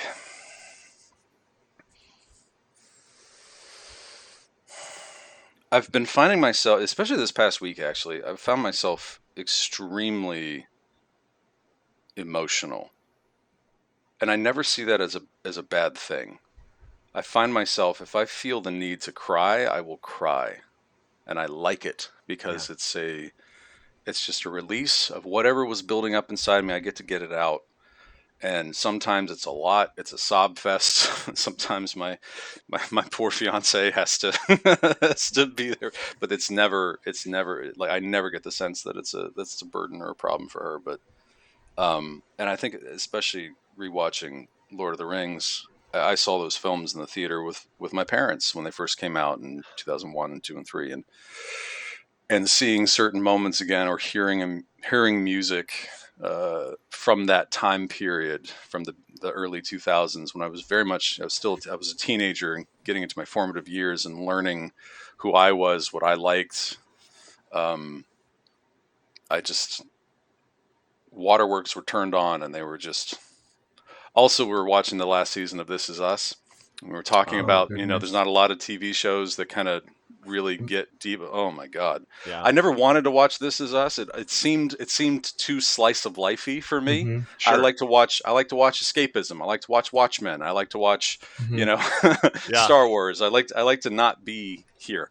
But my fiance loves the show, and when I started watching, we're all caught up now. I've watched all of it, and I get it now because the Mhm. acting is phenomenal.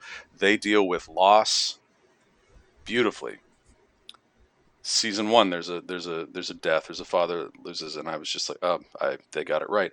This last episode dealt with another parent dying, and they got it right in a very different way for a very different character. It's been cathartic to see. It's art doing what it does best, right? And that's so I hope this qualifies for what we're for the question of not sinking and not. Yeah. I've found myself just allowing myself to be an emotional wreck, get it out, and then just feeling okay, feeling enough, feeling that that was good, that needed to happen. I know some folk. I think we all know some people that prefer to for self-preservation, for whatever it might be. They have their walls up, and that's Yeah. valid. But you see people hurt sometimes when they're not able to express or scream, go into a rage room with a bat and destroy old appliances, whatever it is.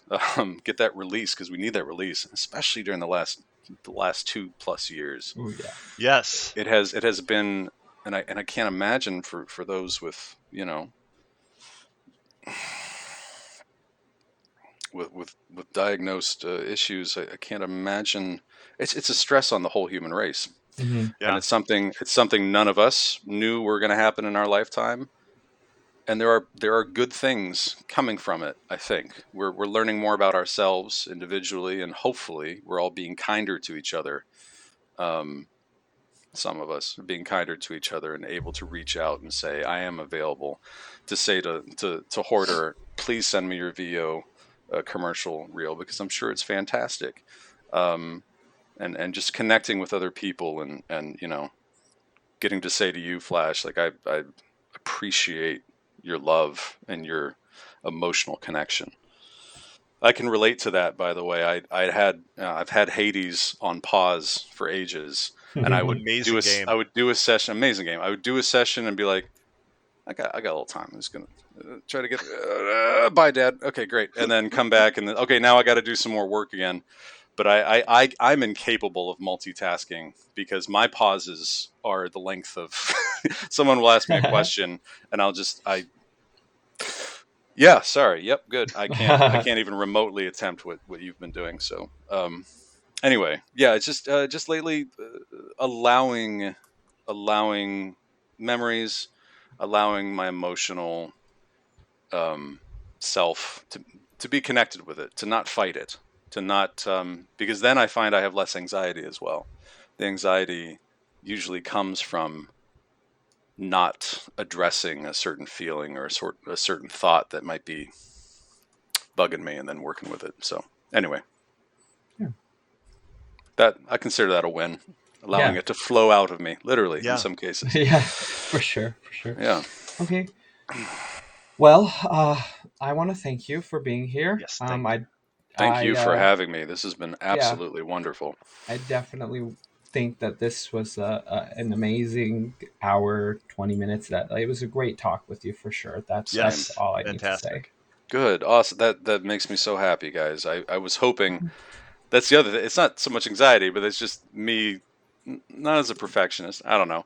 When someone invites me onto something, I want to make sure it's worth their time Mhm. and your audience's time. So it makes my heart happy to hear that was the case. So thank you guys for having me Yeah, so Thank much. you. for sure. So Yeah, much. so probably get to your costume fitting and rehearsals Yes. and stuff like Yes. that. Thank you. Got to So, drive down to Long Beach. Yeah. Oh, But it's a Sunday, so it's fine.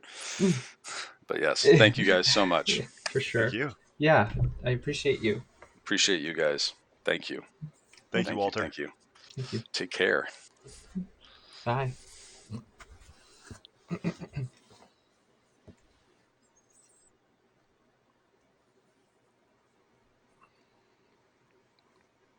Are we still live? Yeah. Yeah, we have some more stuff going up, so you feel free to Gotcha. just leave the room. It's perfectly fine. All right. Oh, okay. I just wanted to say bye again and thank Yeah. the three of No. you so Thank much. you Like, very No, much, Walter, honestly, and like everybody. thank Walter you. Grave of Forth. Yeah. We're very happy he was able to join us today. Thank you, Walter. thank you guys. Yeah. Thank you I for hope the being a rest of the part show goes well. Thank you. some like such amazing games. Cheers. Yes. Cheers. I'll try to get in some more for you guys. Yeah, Awesome. appreciate it. All If right. not for yourself, then for us. Like, Yes, exactly. I'm happy to do that for you And guys. try for more games as a service, because constant work. yeah. Yes, exactly. Take care. See ya. You too. I hope to talk Bye-bye. to you guys again soon. Bye. Yeah, for sure. Have a good one. Mhm. Well, that was definitely for me personally not what I was expecting to experience today. Yeah, you went through some catharsis there. That was Yeah, beautiful. It was beautiful. but yeah. So I think what's next is probably you flexing on comics. So, are you actually ready? Like, did you know we were doing it this week, Oh yeah, or I'm ready. okay? I'm I just want to ready. make sure I'm that you not going to knew we make were that doing it mistake again this twice. time. You know. I, Okay. I got to have the air of professionalism. So Well, whether I'm yeah. professional or not, I got to make people think I am. So Fair enough. so what we're going to start out with this week is first off the review of the book that I read. And sometimes you don't know exactly. Well, first off, I'm Hoarder Gamer. Hello. And this is Flexing on Comics. I like to be literal, so that's why I do the actual flex there. And sometimes you don't know what book you're going to review. In your mind, you're like, oh, it's going to be Batman, it's going to be Spider Man, or something like that. This is Spider Man adjacent. But I wasn't planning on getting this, nor did I even know this existed until just a few days before it came out. Jed MacKay is one of the best new Marvel comic book writers. And Jed is writing Moon Knight, and he wrote this awesome story arc that you all have to check out. It's Black Cat gathering the Infinity Stones. So the ultimate thief going for the Infinity Stones, and you find out why she wants them and what her plans are, and it's really cool. But I don't want to ruin that for anybody. I think there's a trade out for it if you wanted to check that out. Well, Jed's this great writer, and what I didn't know is that there was going to be Mary Jane and Black Cat beyond. So, this is an awesome story of Black Cat checking up on Peter because Peter's in a hospital in rough shape, kind of like not quite coma, but like very, I don't know what I would say exactly. Kind of What going in happened? and out of coma almost. It's weird. Did he get But like beat up? yeah, he gets incredibly beat up because what happens is he takes an explosion that was meant for Ben Reilly, who is now the current Spider-Man, by the way. He takes that explosion and thinking he's gonna, save Ben Reilly because Spider-Man will give up his life to save someone else. That's just how selfless he is. However, what he didn't know is that Ben Reilly's new outfit was created by the Beyond Company and could easily take that explosion. So Ben has a lot of guilt over the fact that Spider-Man did this. He's coming to grips with being Spider-Man. But here, this story is actually about Black Cat going to the hospital to check on Peter because Black Cat is one of the only villains, well, villains will say, that knows that, Peter is Spider-Man. Because So they she were like goes together, there. right? Yeah, yes, they were together. They had an interesting romantic history together. So she goes to the hospital, and Jed MacKay pulls you in immediately. Gets there, and you see sitting there is Mary Jane Watson. So you're thinking, oh, maybe there's going to be a little bit of friction here. Spider Man's two lovers in the same room. Maybe Black Cat wasn't expecting this. Even better, the Hood is there with a gun on Mary Jane Watson. And the Hood is a crime boss who has magical powers due to an actual hood that he wears. Well, what happened was the Hood is basically, this gets a little complicated, has to do with a demon putting powers to the Hood. I'll be honest, the Hood is not a character I know that well. But what happens is he's like, okay, Black Cat, either you go and get me my hood so I can be a crime boss again, or I'm going to kill this lowly photographer that's in this hospital because I know that this person's important to you. So what happens is Black Cat, thinking fast, is like, hey, you know what?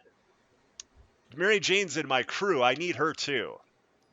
And then Hood is like, well, don't try anything. I will put a bullet in this man's head.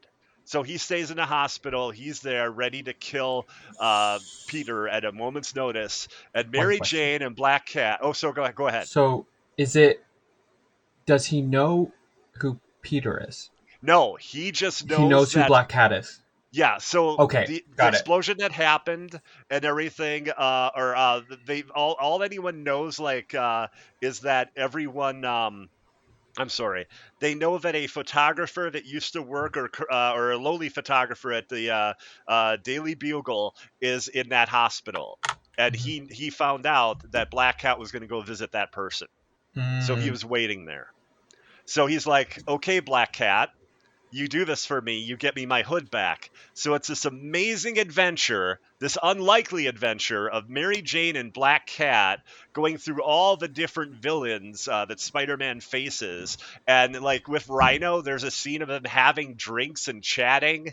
Like it's really hilarious. There's a scene of Mary Jane with a baseball bat held down to Shocker's head, and Shocker's like helmet like kind of like broken up and stuff. So they go out trying to get this hood to bring it back to him. And it's a really good, really awesome story. The strength of it is the writing. There's great lines of dialogue. There's this great camaraderie. And there's this really powerful scene where Mary Jane makes a point to say, "Okay, Hood, that's fine. But while we're gone, you cannot, whatever you do, point your gun at Peter." And Hood doesn't know exactly why that is. You find out why, which is awesome. Mary Jane is talking to Black Cat and says, because he is so severely hurt and wounded in that hospital bed, if a gun is going to be actually pointed at him close range like that, his spider sense is going to go off, and he's going to snap to action, and that could be very dangerous for him. So Oh. yeah, so I thought that was really clever. That is really good thinking on Jed McKay's part. And then you get this whole thing where Black Cat feels like, I guess you'd say, almost simpatico with Mary Jane, because Mary Jane always felt that Gwen Stacy was the perfect person, and she was trying to live up to the perfect person. Well, Mhm. Black Cat felt she was trying to live up to Mary Jane Watson, who from the Mm. outside seems perfect herself. So it's this really great story with an awesome, dark, and violent twist because Black Cat is involved, that I don't want to ruin for anybody. But it's this great book, $4.99. It's issue 1. I don't know if it's a one shot. I'm honestly not sure. I need to find out, but this was a really good story, and I very much enjoyed it. I'd Mhm. recommend it highly. And the reason I found out about this is Comic Book Roundup. It's an aggregate score system, kind of like Rotten Tomatoes, where multiple people review things, and it's like this many people liked it, and come up with a percentage. I really prefer that versus like one review here, one review there. This had a 9.6 out of like 11 people that read it, Wow. which is unheard of. So, and it's Jed McKay, which I didn't even know. So as soon as I got those two pieces of info together, I was like, well, I've got to get this book, and I was really happy with it. Yeah. Yeah, if anyone has any questions on it, feel free to ask. Yeah, no, I mean, it sounds interesting. Like, to be fair, the only information I have on Black Cat is mostly from like the Spider-Man game. Yeah, But like, I mean, I think that's definitely interesting. yeah, basically Sounds a interesting. cat burglar with a big romantic relationship with Peter in the past, though. So Yeah. was it that she was already a cat burglar and then she met Peter, or did she meet Spider-Man? Oh my God! Now I'm trying to remember. I believe that Felicia Hardy knew Peter, and then Mm-hmm. she became a cat burglar. I'm trying to remember, and And then now he became now I'm also Spider-Man. trying to think if anything was retconned and they changed anything in like the '90s or 2000s. Mm. So yeah, I'm not Because they do like exactly to do that. sure. Yes, they very much like to do that, Mm-hmm. especially with X-Men. Yeah. Hello, Zorn. Okay. Uh, Hmm. um, but yeah, I was really happy with it. I was really Oh. thrilled with that Hmm. book. I was not aware of that. Um. Interesting. Okay. So now I'm just trying to think. Hmm. What? I'm trying to think of what like more. If no one has any questions about the comics, I'm trying to think like what other game stuff we've seen this week because that's kind of how we ended last week. Because Oh, we kind of one were thing I could just. say too with Jed McKay, a book that everyone should be reading. I mentioned this before, Moon Knight. His take on Moon Knight is absolutely amazing, and it's a great place to jump in. Right now, I think they're on 6 or 7. You should hopefully still be able to get issue 1, maybe. The first trade might be coming out real soon for the first 4 or 5 issues, but it's really good. Um, Very impressive book. But yeah, game news you mentioned. Yes, so if we're really lucky, we'll hopefully get some Gotham Knights news because Sony is going to be having, this is rumored, by the way, but it's rumored by a lot of people that Sony is going to have a state of play somewhere in the first couple weeks of February, and that either Hogwarts Legacy, I know not comic book related, but still pretty cool, Fair. or Gotham Knights is going to be there. I don't know if they'll do both because that would be kind of like then a WB showcase, which I don't know if they want to actually do. But there's a good chance that one of those games, possibly Gotham Knights, will be there. So That's exciting. I know I'm looking forward to that, and I'm very much looking forward to know more about Gotham Knights. I want to know, is it a game as a service in some way? Are they adding? I mean, I know it's not in a way that Suicide Squad is rumored to be, but it's not in a way that Marvel's Avengers is. But will there be new challenges that show up, like little things here and there in the city? How exactly does this work with the co-op? Can you replay missions and get better gear as much as you want? I hope everyone in chat's psyched for Gotham Knights like I am. I'm so excited. Like Me too, I want to incredibly. like because me and my fiance played through It Takes Two once, and we're gonna play through it again at some point. But like Gotham Knights seems like something that's perfect for like me and my fiance to play and stuff like that. Yes. And then like I just I mean I'm surprised that I was able to get my hands on a PS5 in general, but I feel like I would try to have to get my hands on a second one to play with him. So, but I don't know if that's gonna happen. But yeah, no, Gotham Knights. I'm super, and then Dying Light 2 comes out this week. Yes, on Friday. In the U.S. anyway, the 4th. It comes out the 4th of February. Oh yeah, Yeah. and then um um yeah, that's Lego, April 4th. That's going to be phenomenal. um Actually, is it April 5th? It's April 4th or 5th. I apologize. I think it's April 4th. oh yeah, It's only one day difference, everybody. But yeah, that true. should be amazing and one of the best Star Wars games made. One thing Gotcha. I'm hoping is that they also have this team, or at least the technology that's behind this Lego game for a new Batman Lego game. And I would love it if Batman Lego 4 would cover like the movies. That would be awesome. Yeah, no, I agree. Yeah, I mean, Dying Light 2 just looks like it's gonna be so fun. I I know. like you.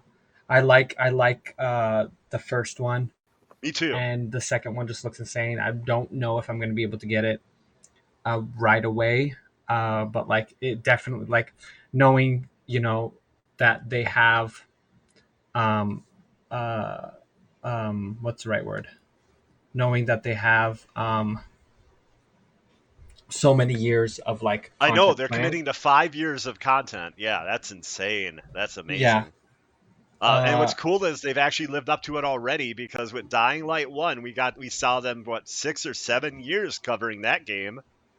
yeah. And then Constant updates. the DLC, yeah, the following, like yeah. I don't know. I just think like Dying Light from like a perspective, like it's obviously not like quite a games as a service, but it definitely feels like it. Hmm. And but it's also like yeah, exactly 500 hours of content and 5 years of DLC. Like that feels like a like I mean one like that feels like something that's more than like worth the investment of $60, just like the Lego Star Wars. Is it like it those two games specifically feel like um very like worth the price tag of like the amount of money you're going to get out of those two games like in of themselves is like worth way more than just the cost of a game, I guess is what I'm trying to say. I was just kind of like going in circles. Yeah, yeah. And Well, then what's interesting too is this almost never happens. By the way, this is completely absurd. So they decided with Outriders, which was really big right when it first came out, mhm. hit a bit of a slump, but then they had some really good updates to make the game much better. Then they basically made it a game as a service. It seems there's a It big expansion coming, and mhm. It like seems like it. new endgame stuff, and that's Yeah. real rare. And I think that's probably Mhm. the way it should be. More of a single player, maybe co-op, but then Mhm. game as a service later. I think No, that's the yeah, best because way to do it. okay, so to my understanding, when it like initially came out, I thought it was, but like going back and doing research, I guess it they never even mentioned that that's what No, was it was they going were to be at very all. worried about Anthem, and Mm-hmm. so they wanted to focus on it being a single player slash co-op experience, Mm-hmm. and they went out of their way to say this is not a game as a service, Correct. but it's Yes. kind of become one because the Yeah. fans almost But demanded see, it. that's the thing. That's the kind of marketing or what the right word it um what is the right word? Maybe it is marketing. Like that's how a game in general I feel like should be pitched or sold as. Like it should be sold as like, this is what you're gonna get. This is a two player, this is a co-op, a potentially co-op game. Hmm. It's this set of missions. This is how long the game. Like this is the game, but on the back end, maybe they work on the first DLC, right? Not well, maybe not knowing whether or not like it's going to be something that is going to be moving forward, right? And they Hmm. see the reception, and if the reception is good, then they're like, okay, then now we keep going. You know what I mean? Yes. Like I feel like that is the way that you do it. Like I feel like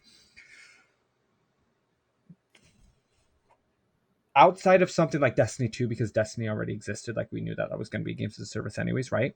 Hmm. I feel like the way that like those types of things or like any game in general should be handled is like, this is, and I feel like, sorry, I keep like rambling. No, no, no I problem. feel like during the pandemic specifically, I feel like a lot of companies realized that like there's a certain expectation of what the fans believed that they were going to deliver and Hmm. then what they were able to deliver, right? So there's like this and this. It's like, we want to deliver this, but like we're only able to deliver this. And like fans Yeah. are expecting this, but we can't do that, right?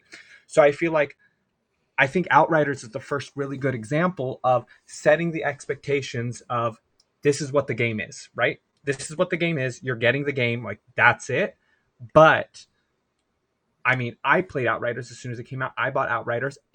It's a blast. I haven't beaten it, but it is truly a blast. Like it feels like a good like looter game. Like Hmm. I like the classes, I like the abilities, like it's all really cool. And I was like, when I was playing it, I was like, I still haven't beaten the main story, but I'm like, I wish there was more. Like it'd be cool if there was more, but like I understand there's not. And but like, maybe that like leaves them open to do like a sequel or something, right? Yeah. But then they've slowly been pushing out updates as like as if they were a games as a service. And a Like they were massive expansion coming real soon. I think exactly like like 3 or 4 months. they were patching it as often you would think like a live service game is being patched, right? Yes. And so like then the reception was really good for it, and to me it felt like they were hope to me it felt like they were hoping um to support this game for like X amount of time, right?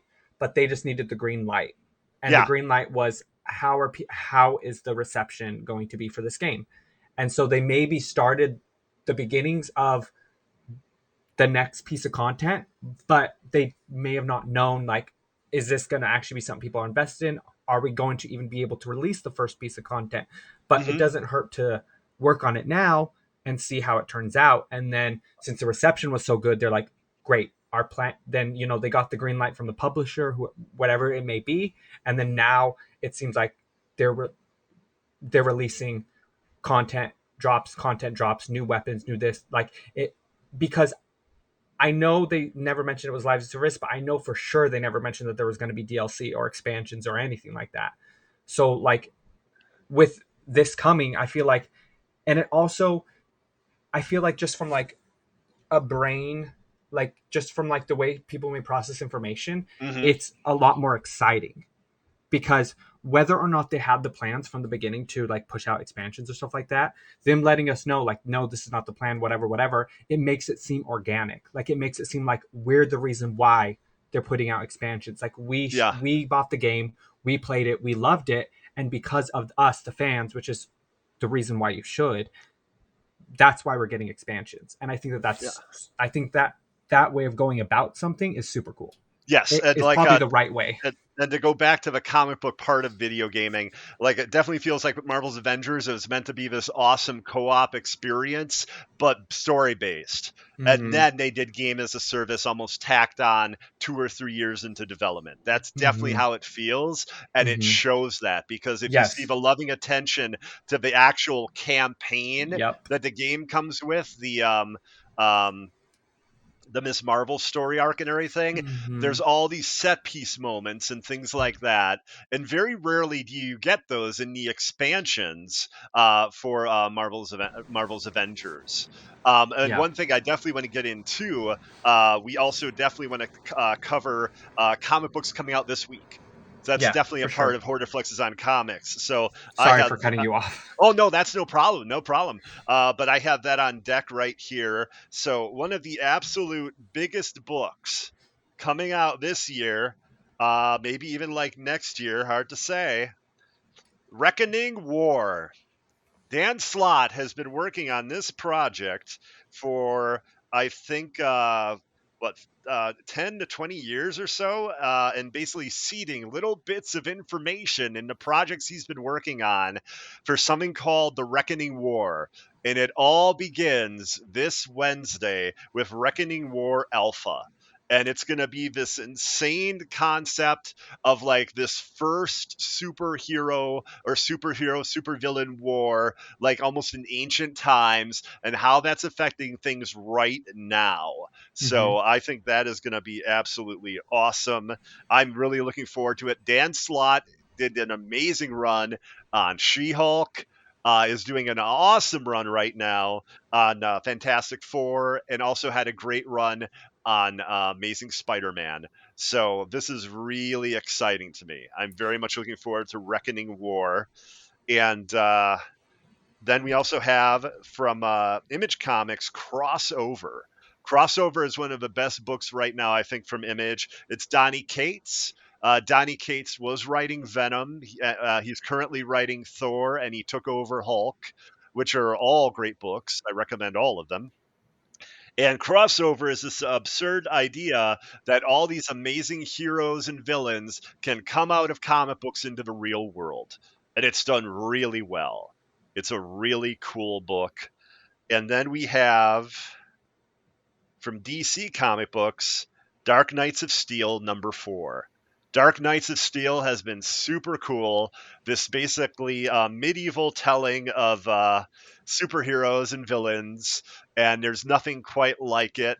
And what's really wild is I believe it's Tom Taylor writing this, and then there's a Marvel book that's very similar that Tom Taylor is writing as well. They're both great books, and it's also wild that one writer is writing for both Marvel and DC at the same time. Now, that could be because of the pandemic, and maybe Mm-hmm. like the release dates were pushed back for these. I don't know exactly, but they're both really good books. But yeah, Dark Knights of Steel #4. And of course, there's a new Amazing Spider Man. There's one every Mm-hmm. week now. Oh yeah, I know you were telling me that last week, which is So, wild. yeah, so there's Is it one all the every same week. writer? No, they have this team of, I want to say it's 6 or 7 writers called the Beyond Team, and they're all the ones writing it. So Are they Zeb Wells is one cohesive? of the writers, and I think Zeb was just announced as taking over Amazing Spider-Man after the big milestone issue when it comes out, when they hit Legacy 1000, Are I the believe. stories cohesive? Like, Oh is it yeah, all it's the same one story? giant story arc Okay. about Peter in a hospital bed and Ben Reilly taking over as the new Okay. Spider-Man and And finding then out this more Black about the Cat one Beyond is like on Corporation. the side. Is this because this Black Cat you said is also when Peter's in the hospital? Yes, so that could be a one shot. I don't know. Instead of Oh, saying I one see what you're shot, it saying. says Got it. Got it. number Got it. one on it. So Okay. I'm not exactly sure, but it could be a one shot. Okay. I mean, it could be the It same all situation. concludes, so that seems very Oh, it possible. It's a one concludes. Okay. shot. Interesting. Oh yeah. Also, on Yes. the same note, I remember you were mentioning Fantastic Four and stuff like that, right? So Yes. remember, and that's why, and it's a rumor, obviously, but like the game that Skydance New Media is working on with Marvel, I remember that everyone was thinking it was like a potentially like a Fantastic Four game or like Ant-Man. Well, that I would don't be know. awesome. Those are two fantastic properties and characters. Yeah, Mm-hmm. I'd love Yeah. that. Because when you said Fantastic Four, I was like, wait, I don't want to misspeak and be like, oh yeah, there's a Fantastic Four game, but no, like it hasn't been announced yet. But because I know that it's Amy Hennig is working on it, and I know Walter spoke that she was the one who did like Uncharted, I believe. Well, some people also were thinking that's a Daredevil game too, Yeah, that too, that and too, then that that too. becomes interesting because Mm-hmm. was it Janina Gavankar, or am I thinking of someone else? What do you mean? An actor, voice actor, came forward and said they were part of the project, and a lot of people were thinking that. 'Cause I believe it was Janina Gavankar, if I recall correctly. If I don't, I'm sorry, Janina, if you see this. But I believe said it was part of the project, and then people were like jumping to the conclusion, oh, is she going to be Elektra? Mm-hmm. Because if they do a Daredevil game, she'd be awesome as Elektra. Oh yeah, no. Okay, so this was back in November, but the the um on a podcast, Okay. um uh he one of the co-hosts divulged his role as a writer on the Skydance Marvel title, and according to them on the podcast, the stream's chat managed to immediately guess the subject material. So like they acknowledged he said, yeah, I'm a writer on this new Marvel game, whatever the case may be, and Uh then huh. like chat threw guesses in there, and it was like almost immediate. So that's why they say that the two most viable choices seem as though it's either Ant-Man or Fantastic Four. And Oh, Amy okay. Amy Hennig is the one who created Uncharted. That Walter worked on. And Yeah. she's the one who's doing the new Marvel game, or this Marvel game. So yeah, yeah. Yeah, let's see here. Yes, Janina Gavankar, Skydance's new Marvel game will feature Star Wars Battlefront 2 actress. She's in a lot of things more than that. She's Okay. also in the TV series, the Arrow series, and everything like Mm-hmm. that. Um, but voice actor Janina Gavankar. Okay. Interesting. So if you're looking at Fantastic Four or Ant-Man, then I'm thinking Wasp or Invisible Woman. Yeah, that would make sense. I mean, Who obviously I who would hope it'd be a nice big role, and hopefully it'd be one of those two characters. Yeah, no, I mean that. Yeah, I mean what Hero's saying is like that makes a lot of sense. I really feel Daredevil will be a great game and Yeah. highly focused on its. Yeah, I mean to be fair, like I feel like, I mean, obviously there are games that have that accessibility option, but to make a game like that would be like, I mean, it would be amazing to be fair. Yeah, But there's yeah. rumored to be an Xbox exclusive game. This is like a year or two Hmm. ago of Daredevil, but that never, no information came out. So Hmm. that would be crazy if it turns out this is exclusive to a console, but I don't know if it's going to be. When is Midnight Suns coming out? April? No, Midnight Suns was meant to be, I believe, March, and I think does it even have a date anymore? Oh, did it get pushed back that far? I I thought it was at least, oh my God, I don't Goodness. know. It just says spring. Let me see. No official date. Okay, let's see. So let's hope May or June. So Let's Marvel games coming in 2022. Midnight Suns. It says Spider-Man 2 is slated to release 2023. Yeah, with No, Wolverine. no Yeah. release date for Wolverine yet. No, that's supposed to be 2023, I thought. Okay. And then let's see. No release date or year has been set for Marvel's Wolverine. Less Oh, information has been really? shown Okay, I thought compared there was a to year. the Sorry. next Spidey game, but it has been confirmed to release sometime after. Huh. And then the Skydance New Media's first game, the former Uncharted director leading a story-driven Marvel game at Skydance New Media, it promised to deliver a full story that may feature multiple Marvel superheroes. Did Which is Wonder why Woman get a year? Is that 2023? I feel like Wonder Woman did get a year. Yeah, I thought it got a year. Actually, I saw the Wonder trailer Woman. live. I was lucky enough to be at the Yeah. Game Awards. That Oh was yeah. wild. Oh yeah. I guess we never really talked about that. How was that? It was awesome. It was such Was a great it? experience. I was in front of Reggie Fils-Aimé, which was unbelievable, and I got to Wow. hear his amazing enthusiasm for gaming, which was so cool. Because Yeah. sometimes you think that executives and everything are going to be much more. They're just for the business side of Uh things, huh. but you could tell that Reggie really loves gaming, which was beautiful. And then one row to the left of me and behind in Mm-hmm. the other aisle was Giancarlo Esposito from Oh, Breaking nice. Bad and And Far Better Cry Call 6. And Saul. Just so many awesome projects that and is so films and cool. TV. Yeah, so that was amazing. I was like, oh my God. Yeah. Yeah, that is. Yeah, and I mean, and you know what? Everyone, listen. Everyone, because I was co-streaming it with like Slip and like Synchro and a few other people, and everyone was clowning me because I said from the beginning that It Takes Two is going to win Game of the Year. Like Uh-huh. I just had a feeling like it was different than any game we've really ever seen before, and Yes. it had an amazing story, and I fully 100% like no like 100% behind that was what was winning, and I was getting clowned the entire show. And like I was, and every time It Takes Two would pop up for whatever category, I'd be like, It Takes Two, and they were just like, nah, you're just biased. I was like, yeah, I am biased, but like you just wait. And they're like, no, like like Resident Evil or whatever, right? And then when they said it, I was like, it got quiet for like a good like minute. I think I was like, yeah, I mean, honestly, like that game is just so good, but. No, I'm just trying to think. Like, God, goodness, there's just like I feel like right now, since we're at the end of January and Friday marks the release, like this coming Friday marks the release date of Dying Light 2, I feel like now it's about to be like the super season of games. Yes. Oh, one thing I want to say really quick though about the Game Awards, because you asked how that was. The other Mm-hmm. thing that was just astounding was Deborah Wilson as Oh, Amanda Amanda Waller. Waller in person.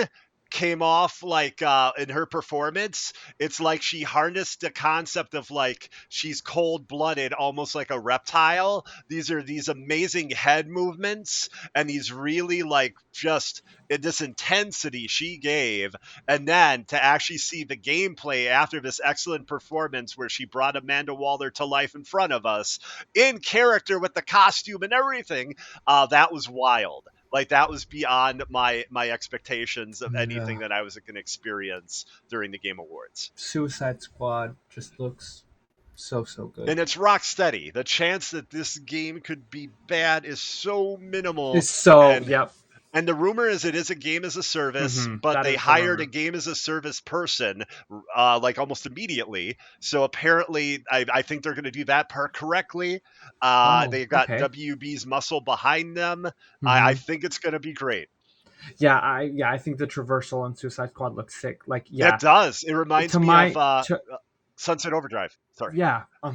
So from what I remember seeing from rumors, which I feel like with the Suicide Squad, it wouldn't make much sense to me personally, but like I could also understand from what I remember seeing from rumors is that it was a games as a service, but it was sticking to those core four characters. That's what I heard too. And like a Mm-hmm. new villain might show up in the city or something more like Mm-hmm. that, or missions or something, And like not based on giving us a lot more Suicide Squad characters. Yeah. which I think that's good and bad. I mean, like it'd be cool to have more than just the four characters, just from like a general standpoint, and because like the Suicide Squad has so many options of like heroes, villains, whatever you want to call them, that you can bring to the table of the game, but also like if they just plan on expanding and, like, if they just plan on expanding like the available skills, and, unlike Avengers, if if it's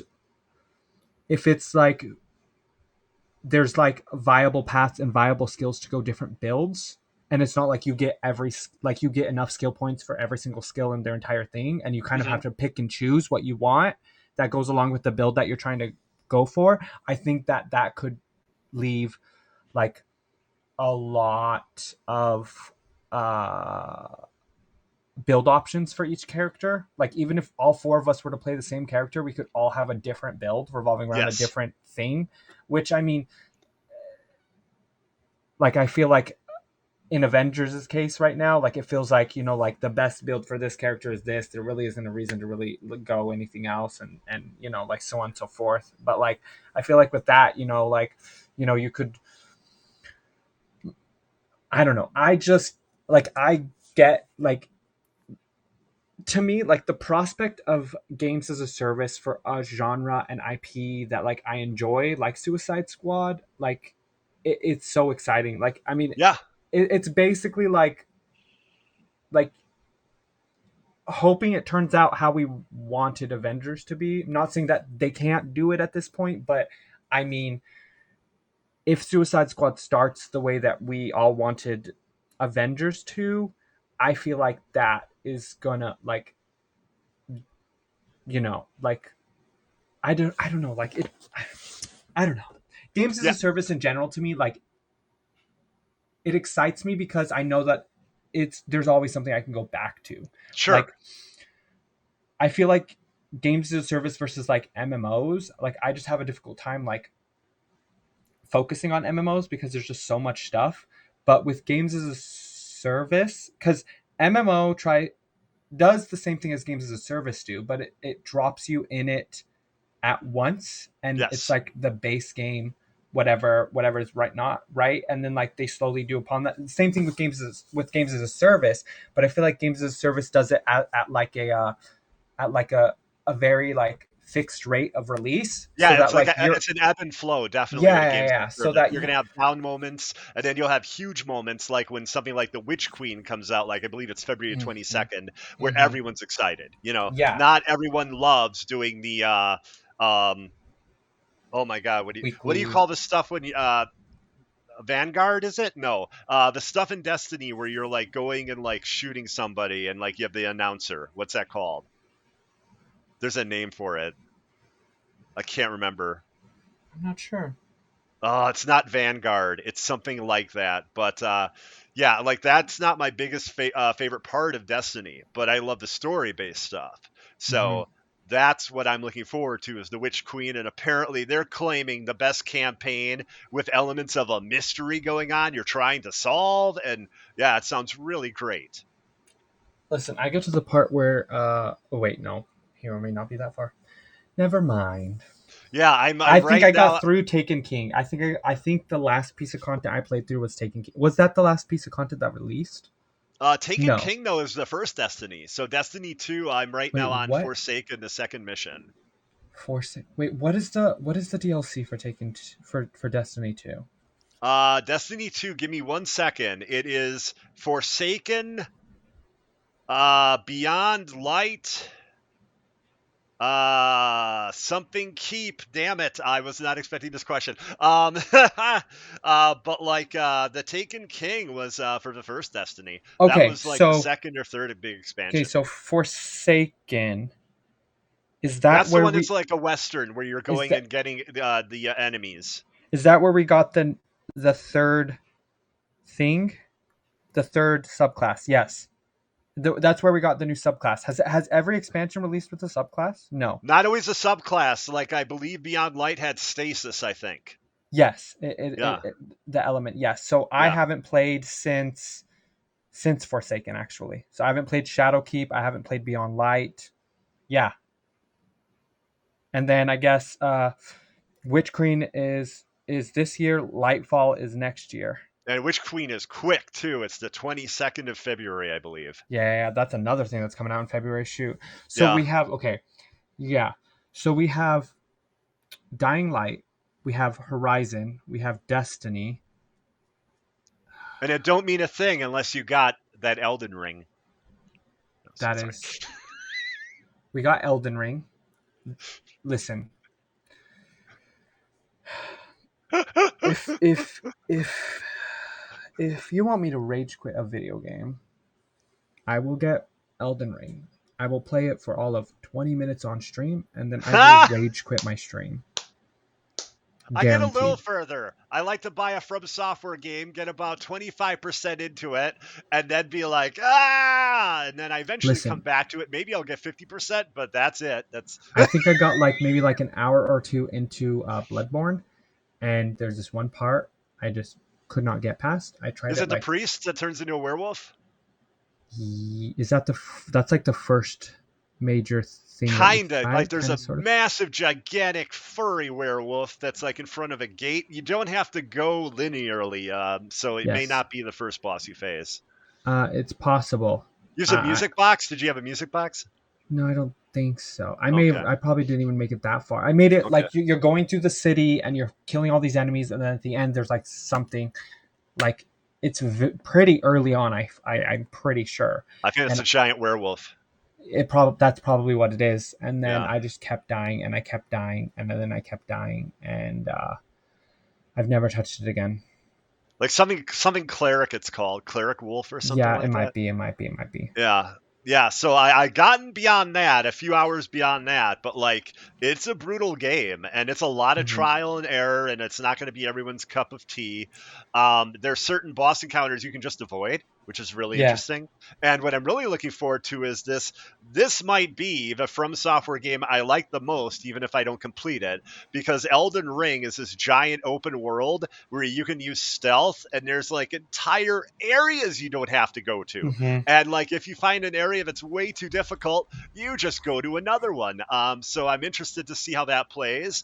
Plus, once Yeah. you get to a boss, you start right at the boss. You don't have to like run for 5-10 minutes avoiding enemies. You actually Mm-hmm. can start right at the Okay. boss now, which is cool. Mm-hmm. Yeah. Oh, So we and got fast travel too. yeah. So just a quick. So we got Dying Light the 4th, Sifu the 8th, Dynasty Warriors 9, Empire the 15th, Horizon Forbidden West the 18th, Total War Warhammer the 17th, Elden Ring the 25th, and I think that is just about everything. But anyways, we've gone over time. If I'm being honest, I probably rambled. Yes. You rambled. So I'm not sure who are we rating today? I don't know. Are we rating somebody? Yeah, we are rating someone for sure. I know that Okay, much. give me 1 second here. Let me see who's on Twitch. One moment here. I feel like someone's prompting us for a rate, but we don't have the person who we're rating. Hold on, let me see.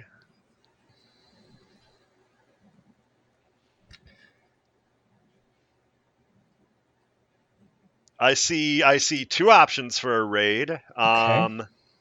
Both friends of the channel. Mm-hmm. Let's see here.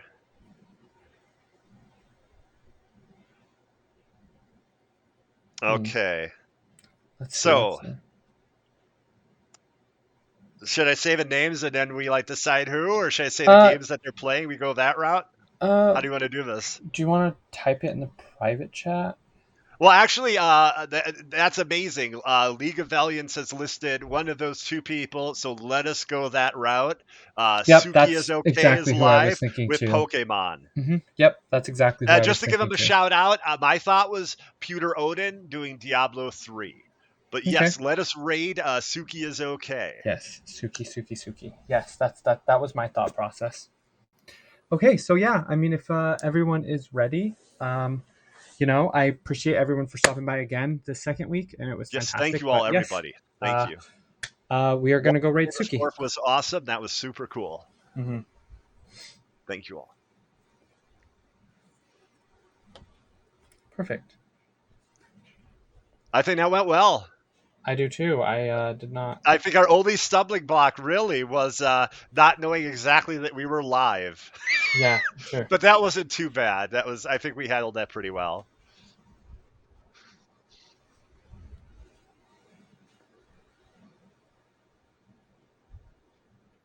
Hey, how do you think that went, Hero?